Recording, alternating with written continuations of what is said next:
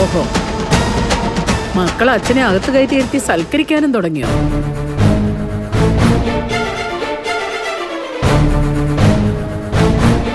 ആരോട് ചോദിച്ചിട്ടാടാ ഈ മനുഷ്യനെ അകത്ത് വിളിച്ചിരുത്തി സൽക്കരിക്കാൻ തുടങ്ങിയത്? ഞങ്ങളോടൊപ്പം ഇരുന്ന് ഒരു നേരത്തെ ആഹാരം കഴിക്കണമെന്ന് ആഗ്രഹം പറഞ്ഞു. കഴിച്ചിട്ട് പോയിക്കോളും.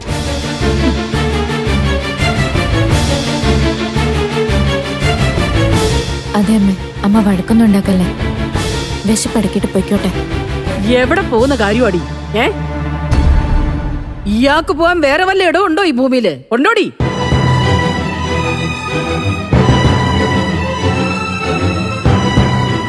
അതെന്തിനാ നമ്മൾ നോക്കുന്നത്? നമുക്ക് ബാധ്യതയാവാതെ എങ്ങോട്ടെങ്കിലും പോയാ പോരെ?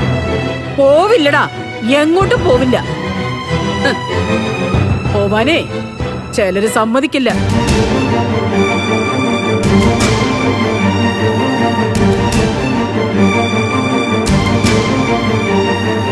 ഇനി പോയാ തന്നെ നാട്ടുകാരെന്നെ നിങ്ങളെ പഴിക്കും. തള്ളേ മക്കളും കൂടി ആ പാവത്തിനെ ആട്ടി ഓടിച്ചെന്ന് പറയും.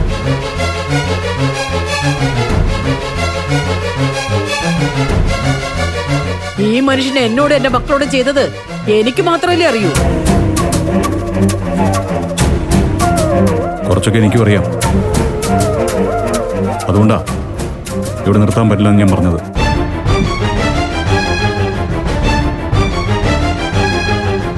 അതെ, ഇക്കാര്യത്തിൽ ഞങ്ങൾ അമ്മയുടെ വാക്കിനും തീരുമാനത്തിനും ഒപ്പമായിരിക്കും. എങ്കിലേ ഈ അന്നദാനം ഇവിടെ വേണ്ട.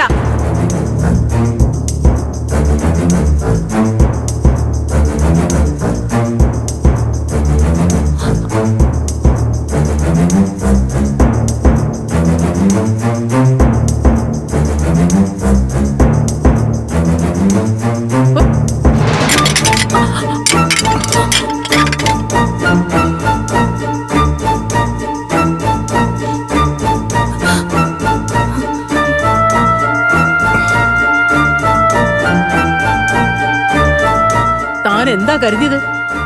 എന്റെ കുടുംബത്തിൽ കയറി സുഖിക്കാമെന്ന് വിചാരിച്ചോ?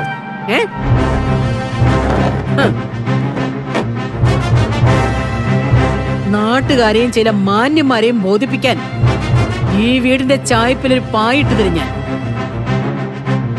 അവിടെ ചുരുണ്ടുകൂടി കടന്നോണം.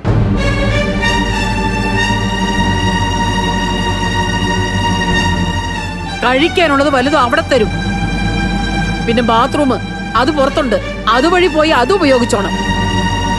ഈ വീടിന്റെ പടി ചവിട്ടി ഇങ്ങോട്ട് കടന്നേക്കരുത്, കേട്ടല്ലോ?